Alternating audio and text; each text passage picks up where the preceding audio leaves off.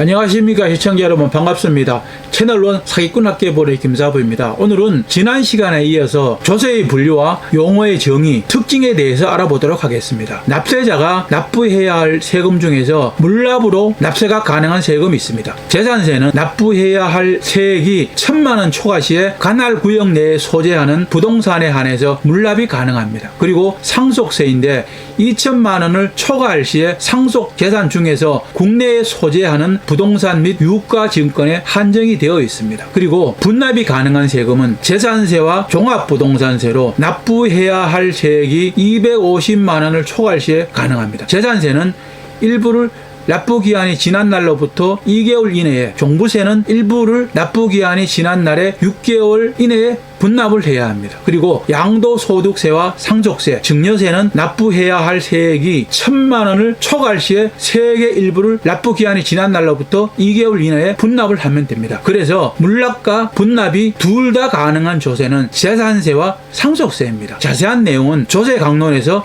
알려드리도록 하겠습니다. 모든 법이나 규칙에는 원칙이 있듯이 조세 징수를 할 때에도 부가의 원칙과 세법을 적용함에 있어서 항상 기본 원칙이 존재를 합니다. 조세 부과의 원칙은 실질 내용과 기속자의 과세를 한다는 실질 과세의 원칙과 신의 성실의 원칙, 장부와 증거 자료에 의해서 과세한다는 근거 과세의 원칙, 정책상 감면을 하되 운영 범위를 벗어나면 감면 세액은 취소를 하고 징수를 할 수 있다는 조세 감면 사후 처리의 원칙이 있습니다. 납세자의 재산권이 부당하게 당하지 않도록 세법을 해석하고 적용을 해야 하고, 이미 성립된 소득, 재산, 행위 또는 거래에는 세법을 소급 적용하지 아니한다는 비소급 적용 원칙, 세무공무원의 재량의 한계는 일반적으로 인정이 되는 한계를 엄수해야 한다는 원칙, 그리고 기업의 회계 기준이나 관행을 존중해 준다는 원칙이 가장 기본이 됩니다. 조세 수입의 용도에 따라서는 일반 예산에 충당되는 보통세가 있고 특정 경비에만 충당이 되는 목적세가 있습니다. 국세에 부과되는 농어촌 특별세, 교육세, 교통에너지환경세와 지방세에 부과가 되는 지방교육세와 지역자원 시설세가 본세에 변기되는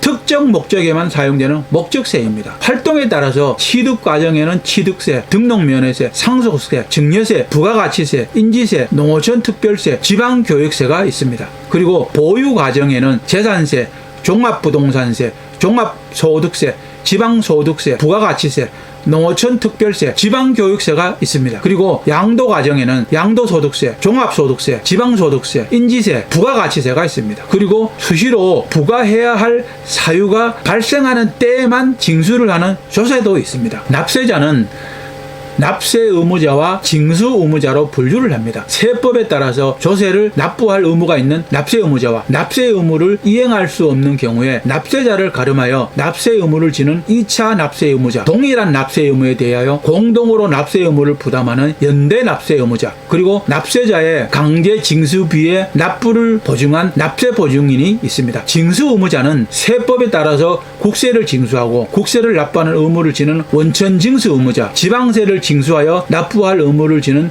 특별징수 의무자가 있습니다. 신고 납부를 해야 하는 조세들은 법정 기한이 있습니다. 과세 표준의 신고서를 제출해야 하는 신고기한은 취득세는 취득한 날부터 60일 이내, 등록면허세는 등기 등록하기 전까지, 소득세는 다음 연도에 5월 31일까지, 부가가치세 1기는 7월 25일까지, 2기는 다음해 1월 25일까지, 종합부동산세는 보통징수로 납부고지서를 받고 납부기한 내 납부를 하면 되는데, 납부자가 부가징수에 불만족할 시에는 납세자가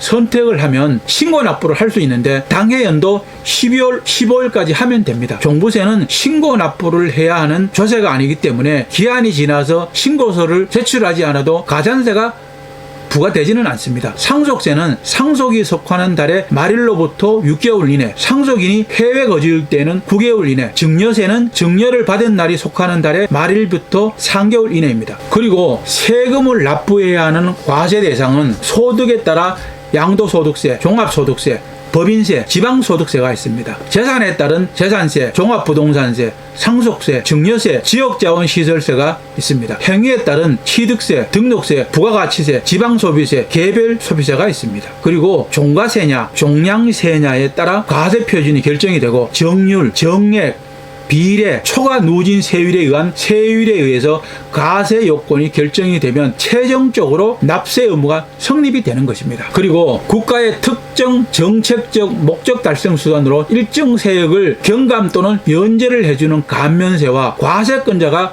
과세를 하지 않는 비과세가 있습니다. 징수를 해야 할 세액이 일정액 미만일 경우에 해당하는데 소액 징수 면제는 징수할 세액이 일정 금액 미만일 경우 징수를 하지 않는 경우인데 고지서가 한 장당 2,000원 미만일 경우에는 면제를 해주는 것입니다. 고지서 발부를 하고 우편 발송을 하는데 소요되는 비용이 때문에 면제를 해주는 것입니다. 과세 표준이 일정 금액 이하 또는 미만 시 과세권을 포기하는 면세점은 취득가액이 50만원 미만인 경우입니다. 세법의 규정에 따른 의무를 불이행 시에는 세법에 따라서 산출된 세액에 가산하여 징수를 하는데 가산세, 가산금이라고 합니다. 세금을 감면을 해주는 경우에도 가산세는 감면 대상에서 제외를 합니다. 가산세는 납부할 세액에 가산을 하거나 환급받을 세액에서 공제를 합니다. 가산세의 의미는 징벌적인 성격이 있는 것입니다. 납부지형 가산세는 납부기한 내 미납 시 미납부 세액의 3%를 가산을 합니다. 그리고 지연 일수만큼 매일 지방세는 10만 분의 25, 국세는 원래 개정이 되어서 10만 분의 22를 곱하여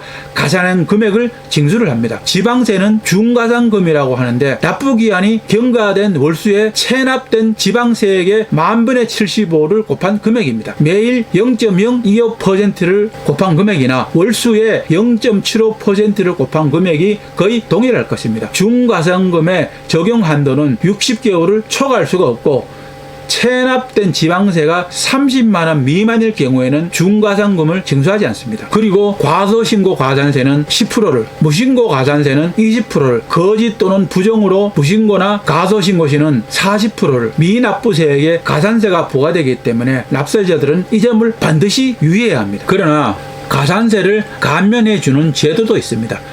법정기한이 경과한 이후 2년 이내에 수정신고를 하면 감면을 해주는 것입니다. 다만 과세표준과 세액에 대하여 경쟁이 있을 것을 미리 알고 수정신고를 제출할 경우는 제외가 됩니다. 1개월 이내는 90%, 3개월 이내는 75%, 6개월 이내는 50%, 1년 이내는 30%, 1년 6개월 이내는 20%, 2년 이내는 10%까지 감면을 해줍니다. 신고를 하는 무신고 가산세의 감면은 1개월 이내는 50%, 3개월 이내는 30%, 6개월 이내는 20%입니다. 이렇게 신고 불성실 가산세를 감면을 받을 수 있는 것입니다. 납세 의무자는 과세 요건에 충족할 때 성립이 되고 과세 표준에 의해서 결정이 되고 납세 의무의 실행 또는 불이행으로 소멸이 되는 것입니다. 그렇다면 납세 의무는 언제 성립이 될까요?